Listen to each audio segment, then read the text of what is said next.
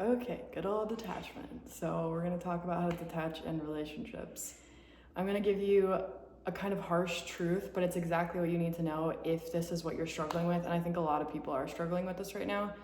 And I've definitely made videos about this in the past. So much advice out there is like, hey, just detach and you'll get what you want. Just detach and then you'll get what you want. Like, it's getting thrown around, but I feel like nobody's actually talking about how to do it or what to do. Like, I so wish it was that easy where you could just be like, oh yeah, I'm detached. And that's actually the way it is. Like, you just stop caring, but it's not. And in fact, a lot of times it works the opposite. Have you noticed that? The more that you try to detach, then the more attached you are, because now you're attached to being detached and you're always wondering if you're detached. And then you're just more obsessed with the thing that you're trying to detach from. And it's this like awful cycle. And so I'm gonna get to the root of it, the cause of why you are actually attached. And that's, in my opinion, not that there aren't other ways to do it, but this is probably the quickest and easiest way and most effective way to actually get to the heart of the problem and resolve these issues. And as a byproduct, most likely actually get the thing that you're looking for. Because if you're new to my channel, I talk a lot about sort of the logical side of things, the more scientific side of things, psychology, stoicism, you know what I mean? More grounded in reality, in facts. And then I also talk a lot about the energetic side of things, the spiritual side of things, the soulful side of things. I think it's really important to have both of those things, as people, we have an ego, we have a spirit, we have a logical mind, we have, the conscious mind, the subconscious mind. So it's important, I think, to address kind of both sides of those things. And there's a surprising amount of overlap. A lot of times we think of them as opposites or dichotomy, but they're remarkably similar. They just have different ways of approaching things and understanding things. So I think it's important to understand what the energy means, how to work with the energy, how to work with the universe, with manifestation, with your soul, with your emotions. And then I also think it's really important to learn how to operate with your logical mind and, given the structures of society and, all of the very real world things that we also have to deal with, the matrix, both of those sides of things are the things that we deal with, in this 3D. It's a dualistic reality. Anywho, I digress, but to sum all of this up, all of this attachment that you're currently feeling, whatever it's for, I'll probably talk mostly about relationships, because I think how the energy works, how the psychology works is probably the easiest to sort of witness and play with and understand within relationships. And I also think that's probably where a lot of people struggle with it the most. I don't know why that is. It's just kind of the way it works. But this could really apply to anything, whatever you're feeling attached to, whatever you're feeling, for whatever reason you're a little bit dependent on, is for this one reason. Maybe two, but they kind of play into each other. So I'm going to start with the first one, which is how you have identified with this thing and the meaning that you have put into it. So whatever this thing is, whether it's a job, it's a person, an outcome that you're looking for, it's situation, the way energy works and our mind works is that there's some sort of meaning that you've tied into it about who you are if you get this certain thing, or if this person approves of you or validates you. You've decided that if X happens, which is if you get that job, or if this person likes you or dates you or treats you well, whatever, then Y happens, which is that you are worthy, you are valuable, you are this person, you are successful, you are beautiful. And all of this is very subconscious, and it's not even fixed from person to person, which is why, just looking at that should make you realize how subjective it is and kind of maybe poke some holes in a couple of those stories. Because you like a guy, for example, your friend over there, subconsciously, totally subconsciously, the story going on underneath for you right now is that, hey, if this guy likes me, if this guy approves of me, I'm valuable, I'm worthy, I feel like the person I want to be. That's what's happening underneath the surface. Your friend over there is not thinking that. He thinks he's a loser, or thinks of him as a friend, or, doesn't find him attractive. That's how subjective this is, because it's personalized. It's based on our stories. It's based on, maybe it's based on patterns. It's based on energetic patterns. This person in some sense maybe resembles something in a past experience that you're trying to close the loop on. And maybe, you know, he reminds you of your father that didn't give you enough attention. Maybe he reminds you of your mother. You know, maybe, I'm just using a man as an example. This is just the story I'm using, but you can put this in any context. Like I've run into situations where specific jobs have reminded me a lot of grade school, and I have like a lot of demons from grade school about just like the academic system and things like that. And it drops you back into that state because it reminds you of a certain pattern. It reminds you of a certain identity association, you know, of who you were and who you are in engagement with this person. You know what I mean? So it's more of a pattern than anything, or more of like an energy dynamic that you're kind of, you know, repeating or trying to fix somehow, you know? And I think this is kind of the most important thing to sort of realize first and foremost, is because once you actually sit with that and become aware of what that meaning is that you're tying into it, it makes it a little bit easier to, again, you know, kind of put holes in it and try to give yourself that ahead of the experience, you know? Like if you can actually sit and journal with yourself and be like, what is it that is making me, why do I need this so bad? Because you don't need it. You're not going to die if the thing doesn't happen. And yet it feels like you will. That's what attachment feels like. It feels like a life or death situation. It's why we get anxious. It's why we get so fearful. We're trying so hard to avoid, you know, the outcome that we don't want. But what is so bad about that? And this kind of leads me into my second point, which I think is really kind of the big thing here that's going to sort of crack some of these things open.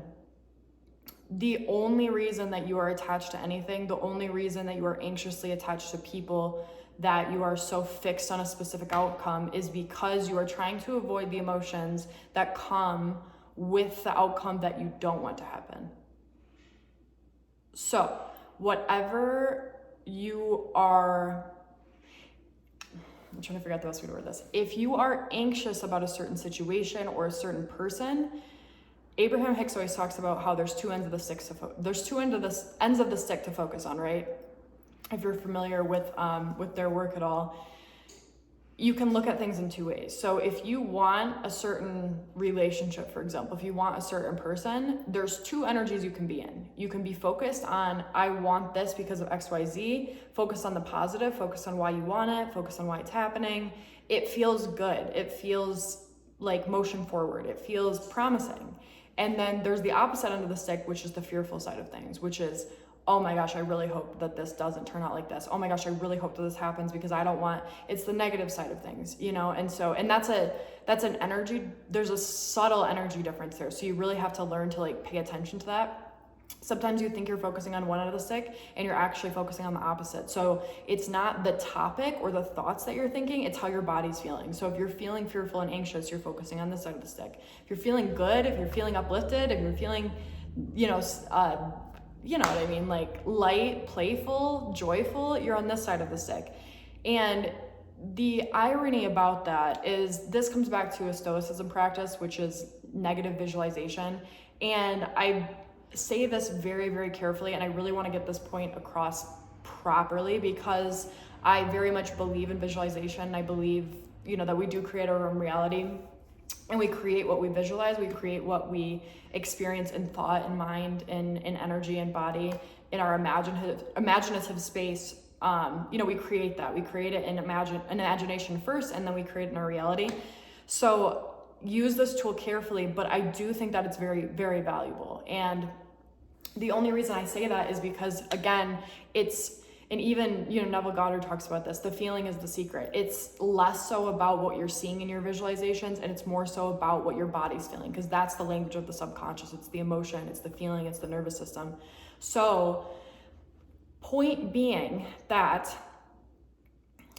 you are anxious because you're so scared that a certain outcome is going to happen because of the emotions that come along with that. You're scared that this person is going to reject you because it's going to make you feel unworthy, abandoned, whatever it is, whatever garbage comes along with that.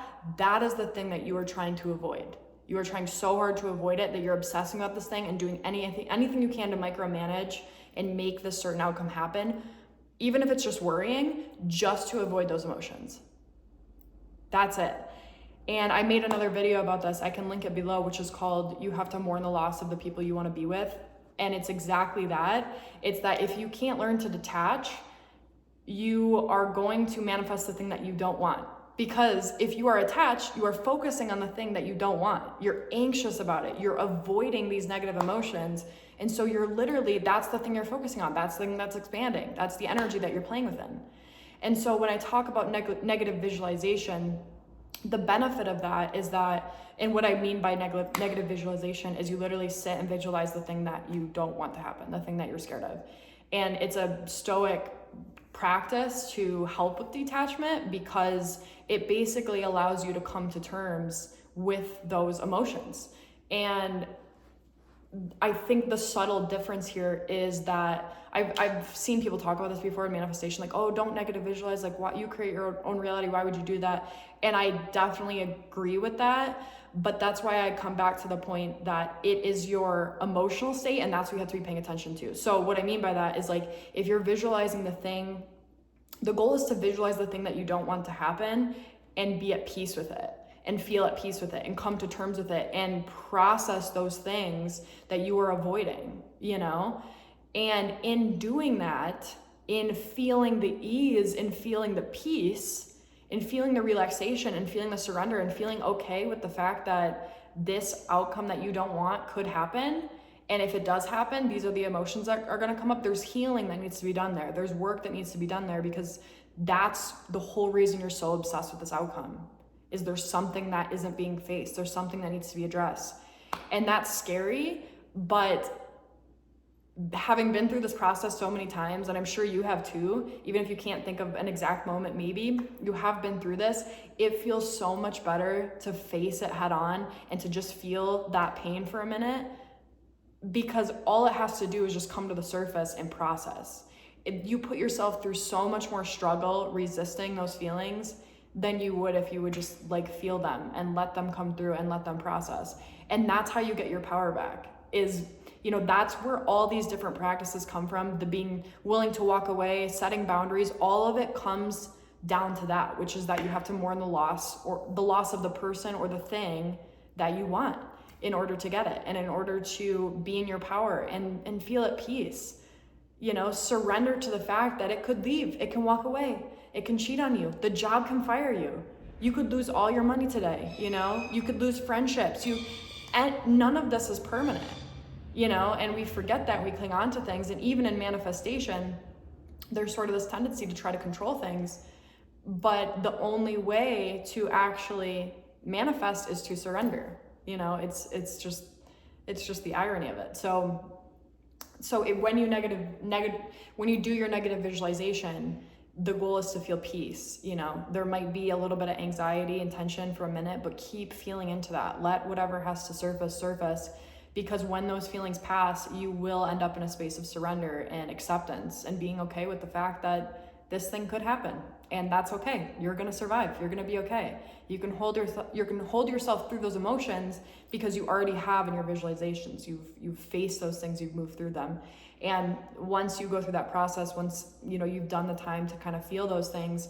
you end up shifting to this side of the stick because those emotions have released. You're no longer avoiding, and then you actually focus on peace and clarity and acceptance and surrender, and you know what kind of events in reality align with those things, the things that you want. Reality brings us more of what we're feeling. So if you can just face those things, process them, you naturally are gonna raise your vibration. You're gonna feel better. You're gonna feel more at ease. You're gonna feel whole. And when you feel whole, people choose you. And even if they don't, you're okay, but that's when people shift, is when your internal reality shifts. So yeah, I hope this was helpful. I love you guys. Thank you so much for listening, and I really hope to see you next time. All right, bye-bye.